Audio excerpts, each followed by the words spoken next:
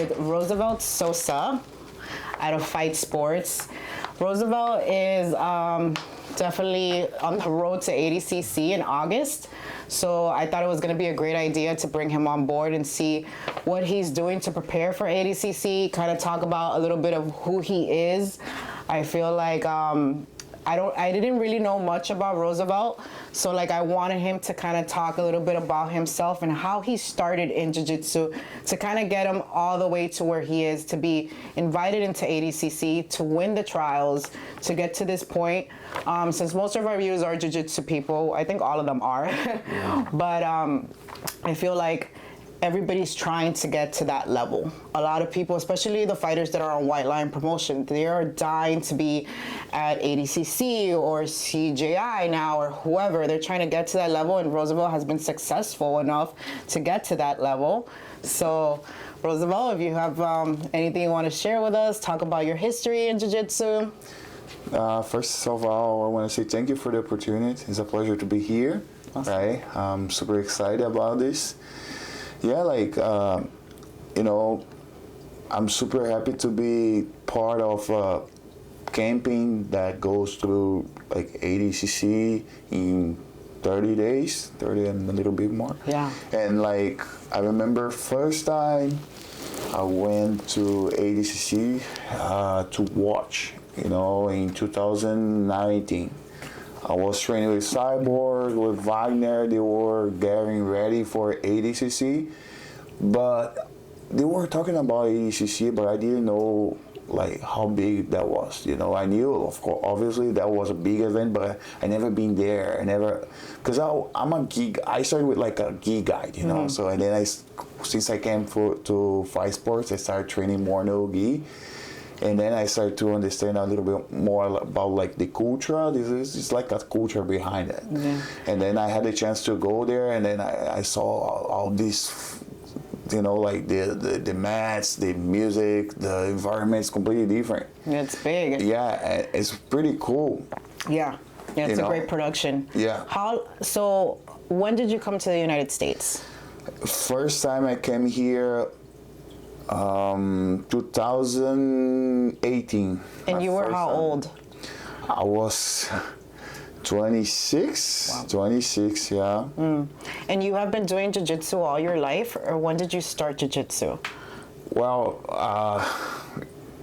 I started pretty late. I started when I was like 21. Actually, I used to be a volleyball player. Really? Yeah. And that's cool. that's interesting because when I was playing, actually, when I started training volleyball, I always been this tall guy, strong, super athletic, but I never thought about being a fighter or, you know, like I'm trying to do something with volleyball or basketball, right. And then like, but I never had money in Brazil too, you know, and I just like start to searching work and training and learn something for free. And in Brazil we have those public like place that we can go there for kids who has no money, and you can learn something. And first I tried soccer, but they said, "Oh, you too old for soccer." Oh, that's messed up. Yeah. And then like they had like a handball, they have basketball, but like long story short, I ended up in the volleyball because none of those coach of the other sports were there. So the only coach who were there, the volleyball coach, and said, "Oh no, you should come here. You should come here train." Yeah. I said, "I think volleyball it's for girls, right?" Oh. I said, "No, it's for guys too." And then I saw those big guys hitting the ball, jumping super high. I said, "Oh, I want to try it." And do you still play volleyball now? I try sometimes, but you know, like my knees are not the same anymore. Yeah. I try to after jiu-jitsu, right? Yeah, exactly. Yeah. So if you were 21 when you started jiu-jitsu, and how old are you now? I'm 31. You're 31, so you've been doing jiu-jitsu for 10 years. Yeah. And then when you came to the United States, you were already a brown belt, right? Or were you purple? You were brown? I were brown belt, yeah. So So I have your accomplishments here, which it's a whole list. But for sure, you won in Brazil for blue, and then in purple you won as well, Abu Dhabi, 2018. Yeah. That's the World Pro League. You got World first Pro League, place. yeah. That's amazing. Yeah. And then from there, your accomplishments for brown belt is like you just started winning back to back to back. 2019. Pan American champion, American Nationals. You even did Norte Championship, and then IBJJF World Nogi 2019, and then you won World Nogi recently again too for this past year, correct? Notice that like all those titles are here. Most are like, out of my country, you know. Right. So people don't have no idea how Brazilians has to sacrifice so much to come here or go anywhere else. You know, like Brazil is really, we have a lot of good athletes, good fighters, but it's really hard. You know, first, like if you want to compete World Championship in California, you have to have a visa. That's a first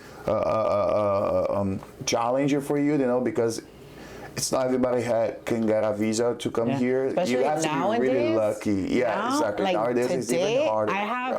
I have like 2 or 3 friends who have been kicked out of the country and they're on working visas here and they can't get back in. I have one who just went to go visit because I think you have to go back to your country. I don't know, don't quote me. But she can come back and she's a professional fighter in MMA, undefeated. Professional MMA fighter, and she's also like she's a training partner. She's amazing, and she can't come back. They won't let her come back. You know, so I think I was thinking it's like, you know, we're moving into different presidents, and they're locking the country down. So it's definitely harder. That's what I think. I'm not sure, but I know that it hasn't been easy. Opposed to like when you came, you know what I mean? It's really hard. It's really hard. Like first because like. To get a passport, to get all your documents costs money in Brazil. It's really hard, you know, it's a lot of money. And like, we don't have sponsorships, we don't have like support in general, you know. So in my beginning, I had to train a lot and work, you know, that I think I became successful. I was able to come here to US because I understood that like earlier, you know, like because it's not just training or be talent or be a champion. It's you gotta work out of the mat. When you're not training, you gotta do something else, you know, like so. But I never had the opportunity to have my parents pay me for something. They give them the best they could do is like put the food on the table, you know, and I'm super grateful for that. And I always had to do something out of my way. Like, for example, like when I came here to the United States as a brown belt, I had to sell bottles of water in the street, you know. Really? Yeah, like and here in Miami? Yeah. And like I had $50 in my pocket. I was in Brazil training, but I was about to quit, honestly. I was about to quit Jiu-Jitsu because I was like 27 years old and I had no job, I had nothing, and I had a lot of talent, but I had no opportunities. And then like I was like, I don't see any hope in Brazil right now, and I don't have money to go. I don't know anyone in the United States. I don't speak English, and I started just to get kind of depressive. And then, like, thanks God, I had good friends. You know, they always supported me, like pushing me. You know, like go towards my dream, and they never let me down. You know, we talk a lot, and hey, what do you think? You gotta do something. You know, like. What do you have right now? I said, I have $50 in my pocket. You know, like, okay, let's buy like a pack of water bottles, you know, and try to do something out of that. And then let's try. I'm gonna give that shot, you know, like, and then like I remember a friend of mine, she helped me to go to the supermarket, buy the waters and like a big box to put everything inside. And I remember she made like a sign saying like in Portuguese, help an athlete to become a world champion. And then we stick on the box, and then like she took a picture, right? Oh, let me take a picture. That you looks still have really that cool. picture? I have the picture. Send it to me. I'll send you later. And then like I was not that like into social media at that time, and then she said, "No, you gotta post it because you can motivate a lot of young people to do the same." You know, yeah, that's a good idea. And then I forgot about it. I went to sell my water. I went to the street, and I started to saw people in the street and talk about my dream. You know, like, oh look, I'm selling boil for waters here because, you know, I want to travel to compete. I don't have support here, and then I noticed that people start to like support me because of my history. You know, I become like a kind of a storytelling like for people, and they start supporting me. It's awesome. And then Did you know Cyborg then? Were you already here? Yeah, so when that happened, my friend told me to post a picture. I post a picture, and that picture becomes viral, like less than 24 hours. Wow. And then like a lot of Jiu-Jitsu people, they start to sharing that picture everywhere. And then like It's amazing how big our community is. Like super supportive, very supportive within the community. Yeah, it's almost like a church. I've always said it's almost like a cult. Like yeah, exactly. Like a religion. It's like a religion. Yeah. It's so a crazy. religion. I start in the morning. At night, I check my phone. I saw a bunch of notifications. Yeah. And my Instagram bling bling bling, and I look at what's going on, and then I check the picture. Like I had more than 100 comments, people saying, "Oh, let's support this guy. Yeah. What's going on? This guy's a good athlete. Why the government is not supporting him? He has to sell water of water in the street." And then like I checked my DMs, and I saw like Cyber like Humble Bahal text me is like, "Hey man, what you doing is nice. I want to support you. If you ever come to US, the doors of my school is gonna be open for you to training." That's nice. You know, like and then I look at that. Oh my God, those guys are talking to me. Like that's crazy. You know, like Because you looked up to him. yeah, exactly. Like, you know, like those are legends. You know, they are legends from the sport. You know, like, and I was like a nobody. I had no accomplishment. Yeah, I had no titles. I was just a brown belt. You know, like fighting for my dreams. And look where you are today. Yeah, like you know, About like to I'm fight so grateful. on the biggest stage. I believe like if you wanna accomplish anything in life, you gotta work hard. You know. And you gotta be around people who wants the same as you. You know, you gotta be surround people who has the same drive as you. People who are like good people. You know, not only in front of a camera, not only when they have like a lot of people around, but they are really good people. You know, general, they want you good. You know, and I think I'm blessed too because I always had somebody like supporting me, like pushing me, you know, like and teaching me, you know. Yeah. I'm super grateful, you know, because that's how I got here to the United States, and like when Cyber texted me, he opened the doors for his gym. I went there. I felt super welcome. You know, everybody, you know, like make me feel at home. And the training was insane. It was different, I noticed the difference right away, you know. Obviously, I'm super grateful, you know, like it's not common of a guy a 21 years old guy starting jiu-jitsu and become like start to winning tournaments. I had a great professor, you know. My first professor. That's right. So I'm sorry. So it's Alvis, right? Yeah, Yuri Alvis. Okay. When he had a like when we first started, like we have this connection. Like he's such a nice guy. We become really good friends, and like he come up to me and says, "Oh man, you know, we're gonna learn this berimbolo thing, yo. Man, berimbolo, like berimbolo, you sure? Yeah, you're gonna learn berimbolo. And like when you teaching a white belt, like now I understand. Like, I always see, like, man, this guy was crazy. Cause like when you start teaching a white belt, you first teach like basic stuff, right? You know, like hip skate, arm bars, and no, you're gonna learn berimbolo. You're gonna start to like do grab rolls, and you know, like, and okay, whatever you say, I'm gonna do. And I start to see jiu-jitsu in a different way. I start to learn quicker, you know. And I trust him, you know, like, and then that makes my mind open for everything. I never doubt myself about like what I can learn or I cannot, and I just like start to getting more confidence in jiu-jitsu, you know, and I always been this person of like, I never thought that I could become like one of athletes to fight at ADCC, you know.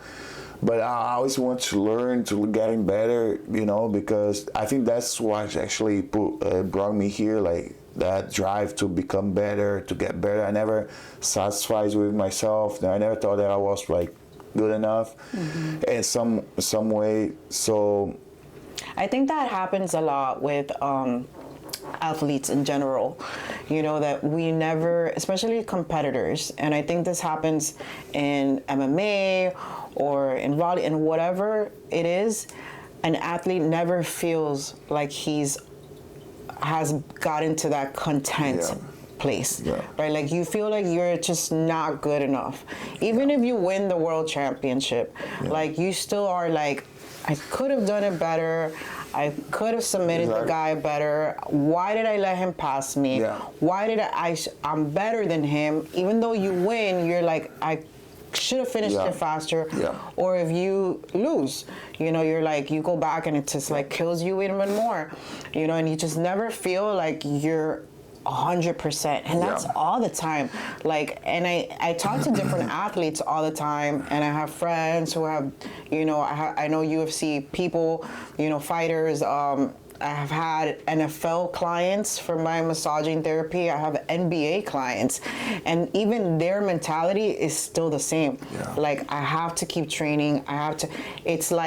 It's like this thing in your head that even though you don't feel like you're 100%. I feel like jiu-jitsu is like a software, and you have to upload like whenever you can, you know. You cannot just like stay still. You're gonna be, you know, like you can't stop. You gotta keep learning, mind open. You know, like that's how you evolve, you get better. Right? Like, and that what happened with me when I got here to Miami for the first time. Like, and I have this contact with a high level jiu-jitsu, you know, like, and I met Cyborg, all those like high level guys, and I noticed they were super humble and like teaching me everything. Every time I train with Cyborg, I remember when I first come here to Miami, Cyber said, look, come to train with me for 2 weeks, right? I have this super fight coming up. And then like, I need somebody like your broad type, you know, tall, long legs to play guard for me. I said, Master, are you sure? Because I don't think I'm that level. I'm like, no, come on, just come. And okay, I went there. Man, I that was like 2 weeks of like. And you were purple, right? I was brown belt. You were brown belt, okay. Of having my ass kicked first time. You know, I couldn't do that. Well, I could imagine being like, I don't know if you can see on like the camera, but he's like, how tall are you? I'm 6'4". He's 6'4". How much do you weigh? I'm 250, 255. 255. So like, I mean, being that tall, solid muscle, like it's hard to find somebody your height, your weight. I'm sure you're just smashing everybody.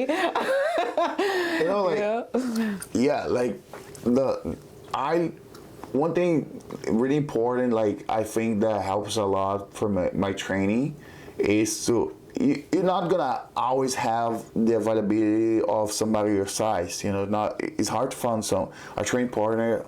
You know, so I learned how to train no matter who's training with me, you know, like, so every time I come to a training room, I have a game plan, I have something set on my mind that I need to, you know, like to improve, you know, I don't, like, it's, of course, there's some days you go hard, but then you gotta go hard to getting better to, you know, for example, I want to get better on my back defense, on my full locks defense, you know, like some specific situation, and I just put myself in there and figure out, you know, like, because if you only train at your good, you're not gonna work, you know, you're like gonna stay all there. this stuff. You're gonna just stay there. Yeah. And like the thing about like being like a big guy, it's like it's even harder because like you cannot expect to have like a big guy in the trainer push you, passing your guard, and putting you in the best. You have to put yourself there. You know, that's how I've been working. Actually, like I getting better a lot. And like in fight sports, we have I'm super lucky because we have all types of body shapes, like tall guys, big guys, small guys, you know, and you have many variety of games, so that's cool, you know. When I'm not going there, I go to Wagner school, and then we train with so many different games, you know, and yeah, like, and that's just add to your game. The more you are open to receive, you know, like information, even for a lower belt, you know, and that's how you learn. That's how I absorb. So especially the young guys, they always connect with new informations. They always searching. They're always, we have these kids, YouTube, and they're always like the new leg lock move and stuff like that. I used to be like this when I started, you know. I used to be so obsessed with learning, getting better, you know, but then like now like, okay, I know they are doing this, I just catch some information from them. Like we have this kid at the gym, like his name is Kate.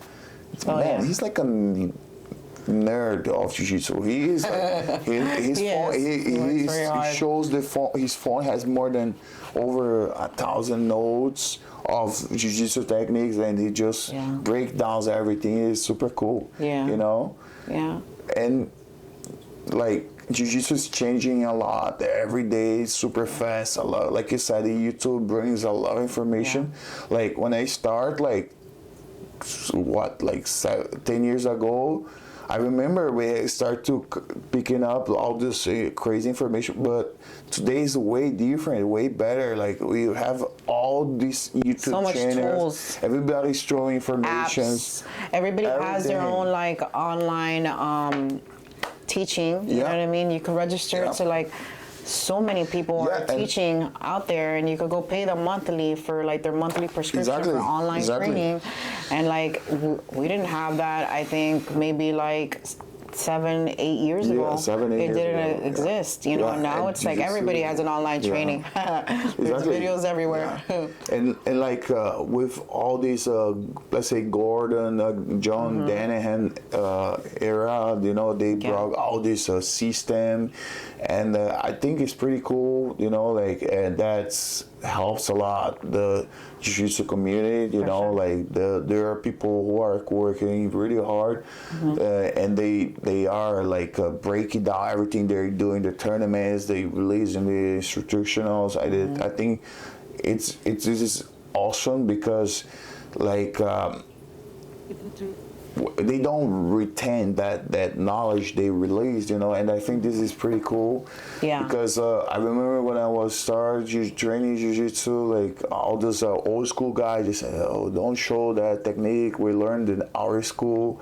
You know, why did they do that? It's crazy, right? I don't know exactly, but they were. I think it's a little bit I've seen people like say like, "Hey, don't share, you know, our secrets," or like, "Don't share," like, and I'm like, I mean, everybody does that passing card. Exactly. Everybody does that. Like, you know, like, it just, yeah. I think it's more about like, lack of self-esteem or something like that. Like maybe. an ego thing, maybe. Maybe, yeah. But I never been like that, and like. Every time I saw people like this, I was just like, stay away and, you know, do like, your whatever. thing, you know. Yeah. My next question was, what are you doing to prep for ADCC? Do you have like a schedule? Because you mentioned that when you go into the gym, you have like a plan. Like, today I'm going to work on this. Yeah. So like, has that changed, or like, what is your preparation to get to ADCC for the World Championship? Like, as far as working out, I guess. Well, And first, like everybody knows, as everybody knows, the ADCC is a big tournament. Mm-hmm. I consider ADCC like Olympics of grappling, Olympics of Jiu-Jitsu, right? I think it's a special event. It's all the high-level guys gonna be there. All the best in the world is gonna be there. You know, everybody's super ready. Yeah. Everybody trains different. Do you get a little nervous on big stages like that?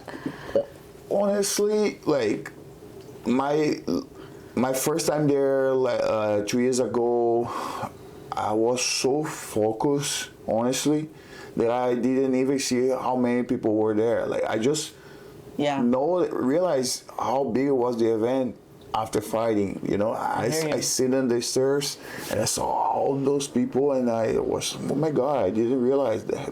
Yeah, because I was like locked in, you know. I think that's the best way to go about things. Just to like be so focused on yourself that not to worry about anybody else.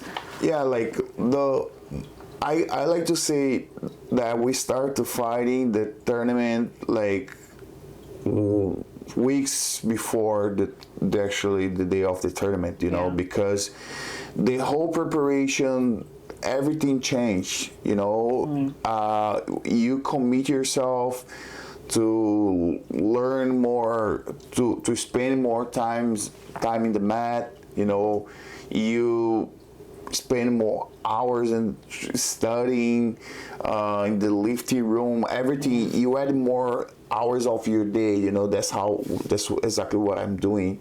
And also, like, you know, the rule said it's more like about wrestling, so I think there's something we do a lot. We do a lot of wrestling. You do all your catering to that rule set from yes, it's really important, you know, like because I'm a guard puller, you know, but then I start to learning a lot of wrestling, and I'm pretty confident. You know, like I was able to, my last ADCC, I was able to wrestle like big guys, good guys, and you know, like that just shows me and give more confidence that I can still play on my feet, you know. And like we had our coach Pat Donnelly now is one of the best wrestling in US, and he has a really good system, and it just like, for me, it's really good, you know, because it's nothing fancy, it's nothing crazy that, you know, because usually wrestling is a whole umbrella. There's so many different types of wrestling, for sure. And like we've been working on those like underhooks, you know, system is, for me, it's amazing. Also, like we've been working a lot of you know, like you gotta be on shape for ADCC, you know. You gotta be in a really good shape. That's why you see like all those, when you go to YouTube and watch the highlights, you see all those big muscle guys, because since you wrestle a lot, and the time, you know, the overtime, the rule set, those things counts a lot. You have like 2 mats the first day, if you're lucky, if you're doing good, and you have 2 more mats the next day, and also you have the open class, you know, if you compete the open class. So it's like it's crazy. It's insane. It takes a lot of your body. So also, like, I'm a big guy, I do need to make weight. Also, like, I try to eat better. I try to add more protein to my diet, try to stay away of sugar, you know. So it's it's a lot of dedication. You know, like those are like 3 months that, like, I feel like I'm trying to, like, this year for me especially, I'm trying to change myself, changing my life, you know, for training, do all those things that we're doing right now. I'm trying to live each moment and make this unique, you know. It's not just think about the results or I have to win. No, I try to get better with myself right now, mentally, you know, because I want to, you know, I want to enjoy. You know, if you don't enjoy it, it becomes super hard. Yeah. You know, you need to have some happiness with it. Yeah, you and need to enjoy the process. Exactly. Well, it's like a job that you don't want to work at. Yeah. You know, so it takes the joy away. It's what's the point, right? Yeah. We only live once. Yeah, and it's really important. you gotta take advantage of those opportunities. You know, like for instance, when I was part of ADCC camp, I was there learning, and I wasn't going to compete, but I was there learning as much as I could, you know, and like I felt like I become a new athlete after that. I become way better than I was before the camp, you know, and since we had a chance to have so many good guys in the room, like spending more time sharing information, help you, push you, you know, why not enjoy it, you know, like, because we have this thing in Jiu-Jitsu, we focus too much in the results, you know, and then we start to put a lot of pressure on our shoulders, and we sometimes we get there, we win, and we got the piece of metal, and we say, oh, this is just for this. You know, and that's actually happened, you know. You got a little frustrated. I've been there before, and I don't want to be there again, you know. And like, you start to pause your whole life for 3 months, just think about one thing, a medal. That's not like, that should not be your reason, you know. Your reason should be get better for your life, you know, get stronger, get healthier, get, you know, like, so that's, I'm working on this process. I'm enjoying, you know, I'm super grateful, you know, because that's how we build ourselves, you know, with those experience. And I want one day to sit down with my grandsons and my family and talk about this camp, how was it, you know, how I felt, you know, and I want to save good memories, you know, keep good memories. How long do you expect yourself to compete? Have you thought about that? Like, when are you going to stop competing? Or is that something that's not even in your mind right now? You know, like, I think about everything. I like to say I'm a good thinker, you know. Sometimes it's good, sometimes it's bad because I'm overthinking sometimes. But like, I thought about it, and it's just crazy, right? Because the thing is, when should I stop fighting? Like, and then I start to think, why? You know, like, I think like, it's such a good lifestyle, you know. Why I'm even thinking about stopping, you know? I should think. I think about, like, how can I get better, you know? If one day I have to stop, it's not because I don't want that to be a decision that I have to. You know, I want, if it happens, it's gonna happen because my life. It's just meant to be there, you know. Like, I don't want to plan when I will stop. I want to enjoy as much as I can, you know, because I'm so blessed to do something that I love. It's not easy. Obviously, it's hard for my body. Like, Jiu-Jitsu is a really hard sport, but like, still good, you know. I'm around like super motivated people, positive people, strong mind people, you know, and I want to enjoy every single second, every single minute as much as I can in my life. Do you ever plan on opening up your own school? Yeah, like, I want, because if there is something that I really enjoy, you know, like sharing Jiu-Jitsu, like, you know, teaching, you know, I really, really enjoy it, you know, and that's something that I'm working on myself every day. It's how to get better, talking, teaching, English, it's not my first language, and I try to get better in my English. Yeah. You know, because I want to become a good professor. You know. So when I first met Roosevelt, he was doing our, was it the 2-on-2? Did you do the 2-on-2 with Victor De La Vero? Yeah. Right, that was your partner? Yes. I'm sorry.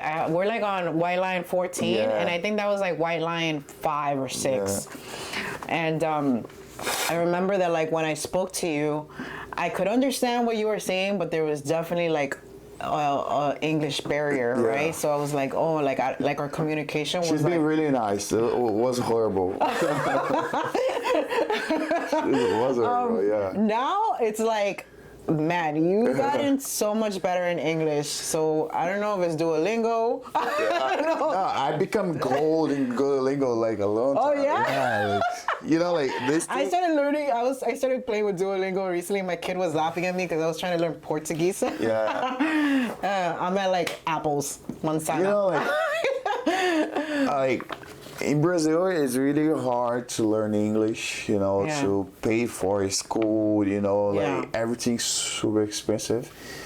It's not just like anywhere, all the country you go and you learn naturally, and everybody has the English as a second language, like common. It's not common in Brazil. Yeah. If you really want to learn English, you gotta hustle. And like I remember when I first got here, one of the things I was said like. I told him like, Master, I want an opportunity to make my life here. I said, okay, go teach. And then, but I don't speak English. I said, you want an opportunity or not? And I said, okay, I'm gonna take it. And I had no English. I knew, of course, few words. You know, I tried to learn a little bit in Brazil, but it was super hard, completely different. What class did you teach, Guy? Advanced class. And so you know, how did you do? Was somebody like helping you out with certain words?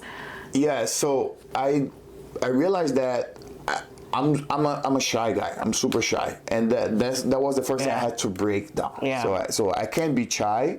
I gotta talk. Yeah. I even speaking like horrible, even if people don't understand. Yeah. I'm going to stick with somebody that actually tries to help me. And I had this student Siraj.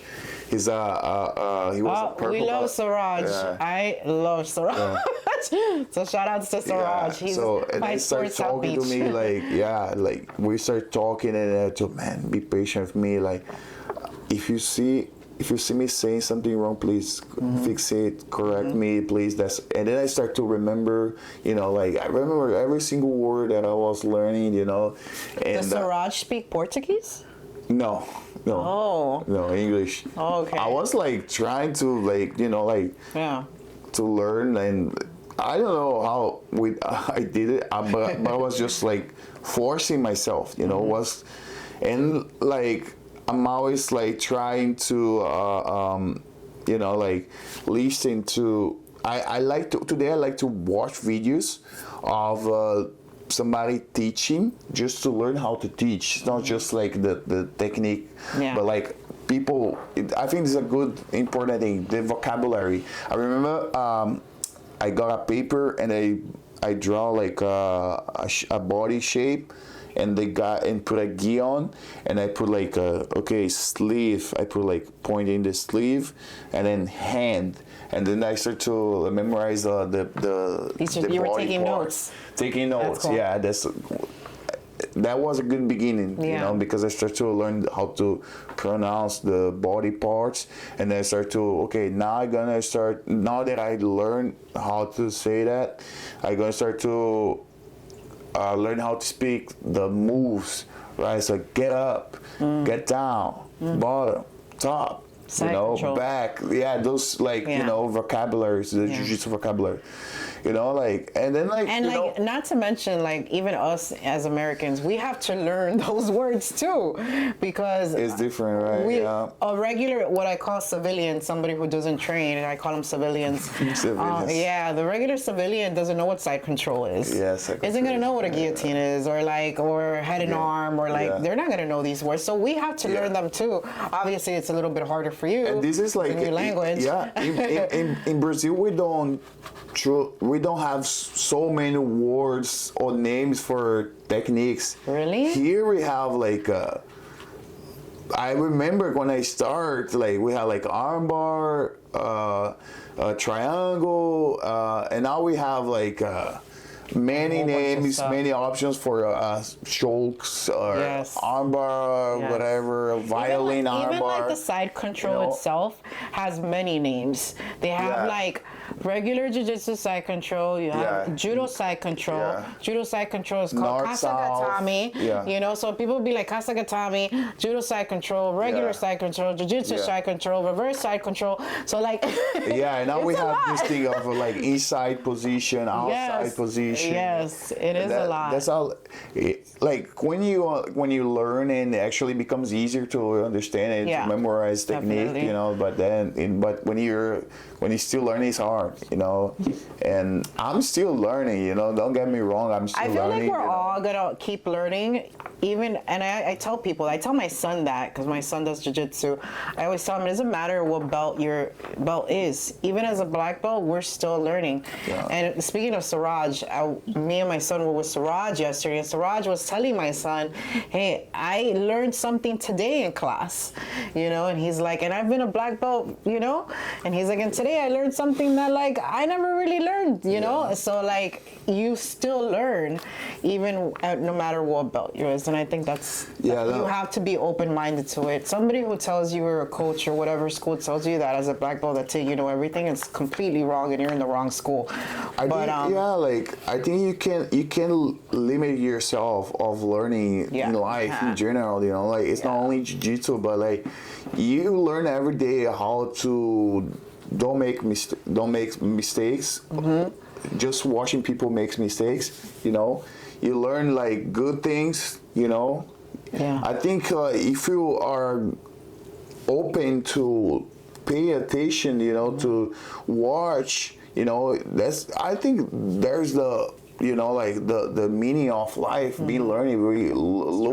When we learn, we evolve, we get better as a person, right? And I think that if a smart person is that person who thinks they don't know anything. I think if jiu-jitsu taught me anything in life, like just not even about jiu-jitsu, but like in life, was that message. That I'm always going to keep learning, always, to the day that I die. And not just in jiu-jitsu, but like in life in general, emotionally, mentally, with relationships, with a significant other, as a mom, as business, you're always going to keep learning. And like, I don't know if it was because I didn't think about that before, but jiu-jitsu kind of like put that in my head, you know, for my life. So I think if I learned anything in jiu-jitsu, it was definitely that I was always going to keep learning on everything. And I say that all the time, even if it's about business or whatever, you know. Like you said, like civilians, I think all the civilians should try jiu-jitsu at least once, you know. And because jiu-jitsu, it's a super intimidating sport. But when you jump in there, when you go in there, you start to learn about yourself. You know, you see when you have, for example, somebody mount on you and you get so scared, you can't breathe, and you're like, and you start to deal with that, and you, oh my God, I'm gonna quit, or I'm gonna fight for get out here. It'll show you something about yourself. Being and you feel embarrassed because man, I can't quit. And then just overcome this. Or you situation. quit. Or you quit. Or you quit. There's nothing wrong. But it'll show you something about yourself. Exactly. You know, it's the fire flight is what we call it. And I don't think you going to face a situation like this in your life ever.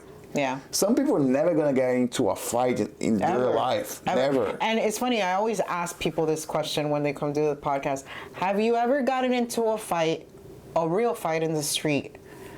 Yes, but before jiu-jitsu. It's crazy, right? But you know what? Same. I've gotten into a fight in the street before I ever did jiu-jitsu, and like now, it's almost like I have this shield. Exactly. Hopefully I don't get into one. Now I'm scared that I'm saying this.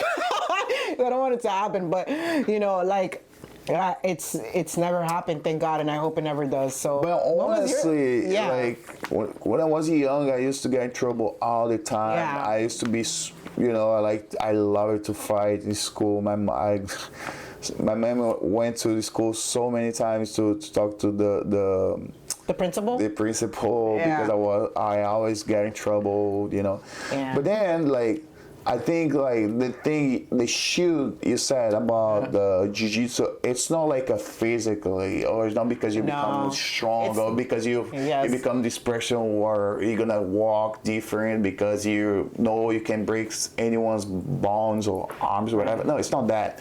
It's just because I think you have self-control. You learn how to have self-control. You start to think twice before acting. You control your nerves. Yeah, because you know what you're capable of too. Yeah, so you're just kind of you think twice. Yeah, which I think is what yeah. jiu-jitsu makes you do. You think twice before going for a move. So I think you're right.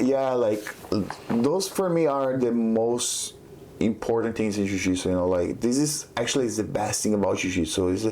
Jiu-jitsu, people see me think oh, because this guy he win tournaments, he had a world championship, but this is just a medal and that moment is special, but it's gonna pass, But what's actually has to stick to your life in jiu-jitsu, it's that feeling, that power you carry with yourself that gives you identity, and you become this strong person, which you're capable of.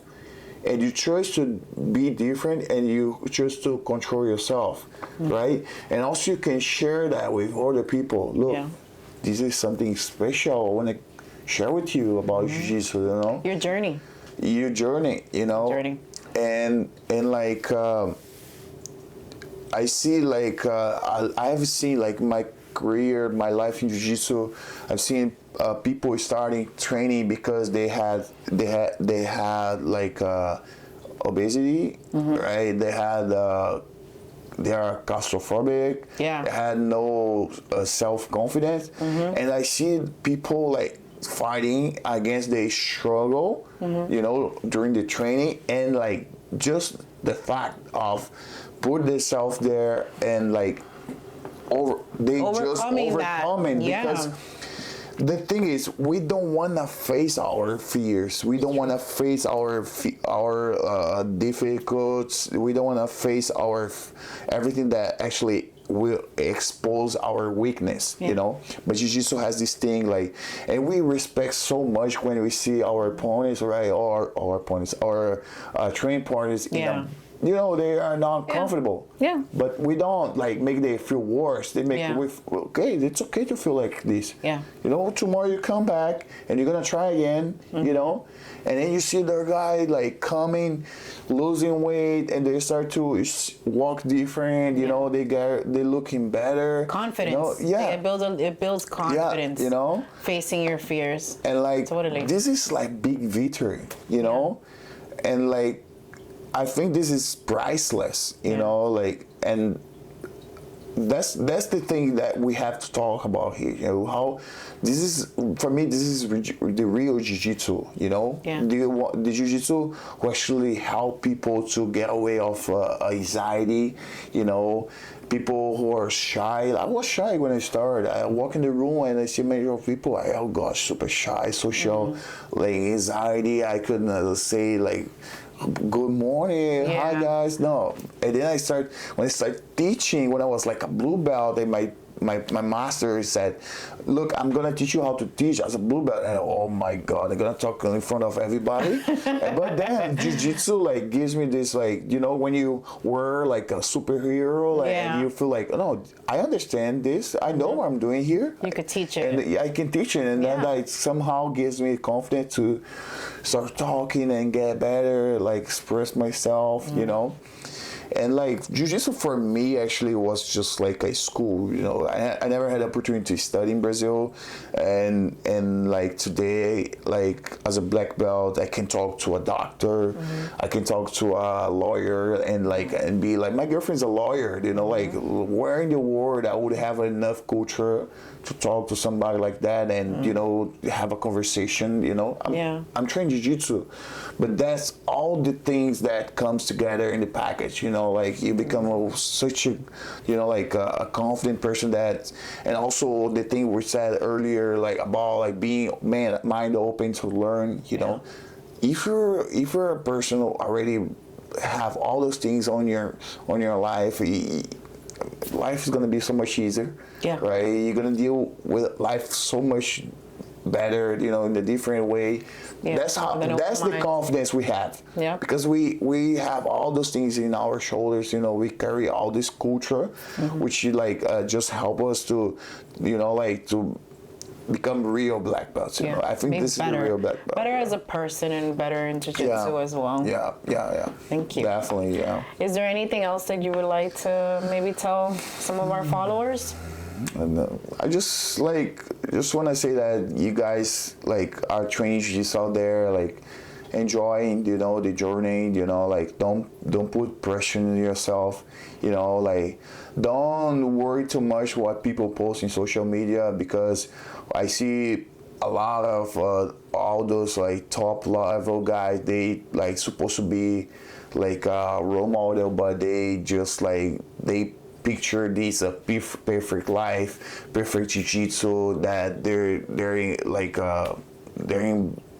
they never lose, they never make mistake, because they never got submitted, because they always win. But real life is not like that, you know. So build your own path, do your own thing, do your best with what you have right now, you know, and that's it. Don't worry about anyone else, you know. Be your own hero, you know. Be your own role model, you know. Look at yourself like 1 year ago and see how much better you got.